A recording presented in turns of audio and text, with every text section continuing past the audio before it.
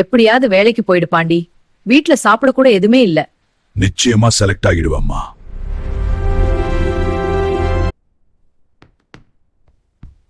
Hulk, எங்க கம்பெனில வேலை பார்க்க உங்க குவாலிஃபிகேஷன் மட்டும் போதாது, கொஞ்சம் ஸ்டைல் அண்ட் லுக்கும் வேணும். சரி சார், தேங்க்யூ. நன்றி, நீங்க போகலாம். அம்மாட்ட நான் என்ன சொல்லுவேன்?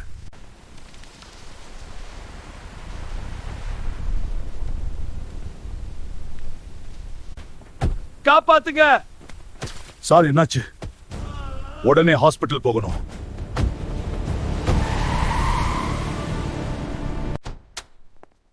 உனக்கு தான் வேலை இல்லைன்னு சொல்லிட்டோம்ல, இங்க என்ன பண்ற?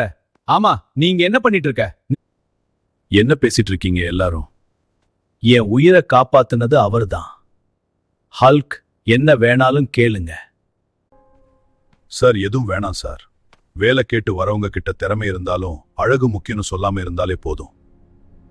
உங்க எம்ப்ளாயிஸ் கிட்ட இதை மட்டும் சொல்லுங்க.